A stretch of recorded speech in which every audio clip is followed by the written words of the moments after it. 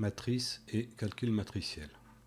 Alors, cette première vidéo s'adresse principalement à des gens qui n'ont jamais vu en mathématiques ce qu'est une matrice. Donc, pour illustrer de manière un petit peu intuitive la notion de matrice, on va prendre un exemple. Donc, c'est un marchand ambulant qui vend des beignets, des crêpes et des gaufres et qui va noter les ventes qu'il a fait le samedi et le dimanche. Donc, il va noter ces différentes ventes dans un tableau. Donc une première colonne pour les beignets, une deuxième colonne pour les crêpes et une troisième pour les gaufres.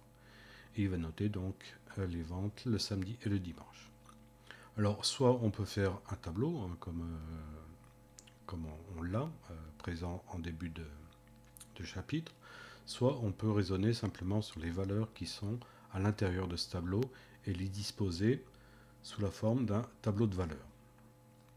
Donc on voit petit a qui va être en fait constitué des différents éléments qui sont dans le tableau initial, c'est-à-dire qu'on a recopié toutes les valeurs des ventes et on les a bien évidemment pas mis dans le désordre. Il faut bien évidemment respecter l'ordre. Donc 20, 35, 12, ça c'est ce qu'on appelle la première ligne. 26, 40 et 18, ça va être la deuxième ligne. On voit que cette matrice a deux lignes et trois colonnes.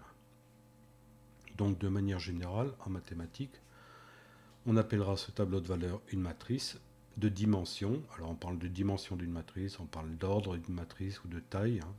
Donc n fois p. Alors le petit nombre, le petit n, c'est toujours le nombre de lignes. Et le petit p, c'est le nombre de colonnes. Il est important de respecter cet ordre. Et tous les éléments qui sont dans ce tableau, qui peuvent être des nombres réels, des nombres rationnels, irrationnels, on peut mettre un petit peu tout ce qu'on veut. Et on va appeler ces différents éléments soit des coefficients, soit des éléments, ou soit des termes. Donc cette matrice de 3 comporte en tout 6 éléments, et chaque élément est repéré en fait par deux indices, I et J. I, ça sera toujours le premier, ça sera la ligne, je répète, c'est important de mettre ça en mémoire, et J, ça sera par convention toujours la colonne. Donc on va obtenir ce tableau avec les différents coefficients, et ces coefficients auront deux indices. On rencontre parfois la définition générale d'une matrice. On peut rencontrer des matrices un peu particulières, à savoir des matrices lignes, qui n'ont par exemple qu'une seule ligne. On peut donner un exemple. Donc voilà un exemple de matrice ligne.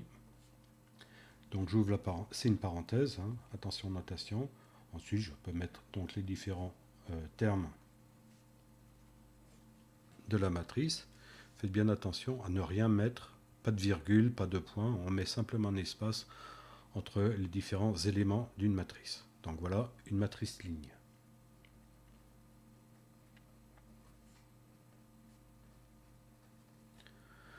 On a aussi dans les cas particuliers des matrices colonnes. Donc voilà une matrice colonne par exemple.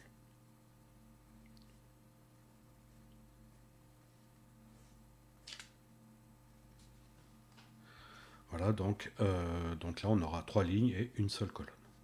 Donc ce sont des matrices particulières qui portent un nom dont il faut connaître la signification bien évidemment. À la suite du cours, on s'intéressera plus particulièrement aux matrices carrées. Donc les matrices carrées, comme leur nom l'indique, sont des matrices dont le nombre de lignes est égal au nombre de colonnes, c'est-à-dire petit n égale petit p. Exemple de matrice carrée, très simple.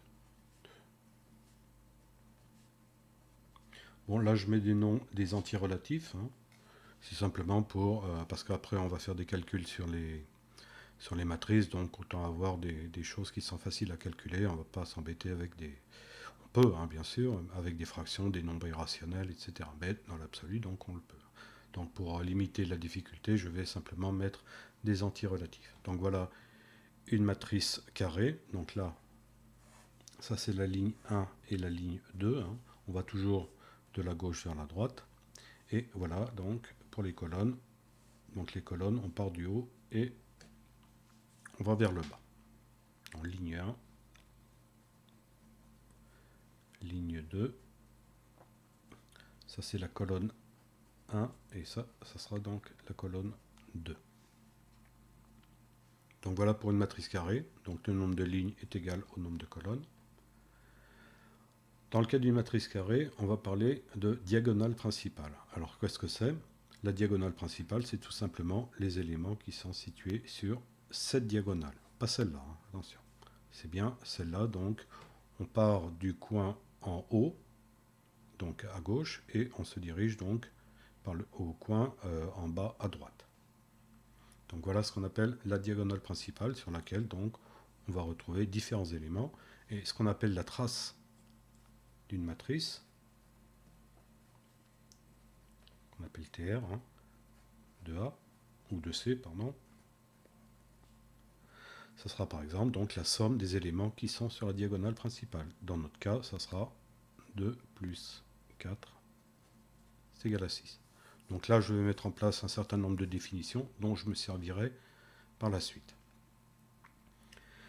Une matrice diagonale, donc là aussi, ça fait partie des matrices dont il faut connaître le nom, hein. Tout simplement, c'est une matrice dont tous les éléments sur la diagonale principale sont différents de 0, et ailleurs, c'est tout des 0. Par exemple,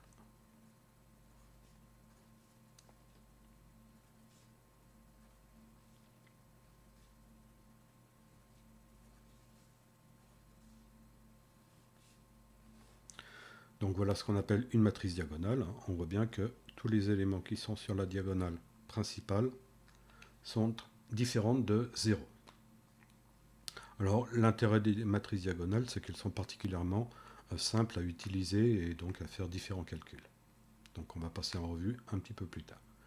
Matrice unité, donc c'est une matrice carrée toujours, hein, de dimension n, et sur la diagonale principale, donc il n'y aura que des 1, ailleurs ça sera des 0.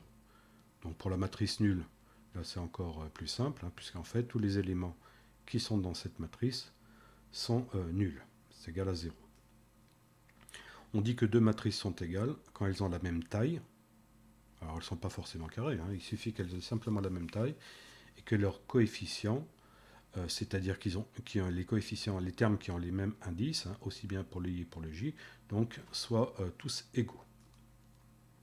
Donc voilà pour un certain nombre de définitions à connaître sur les matrices, une première approche donc sur ces matrices.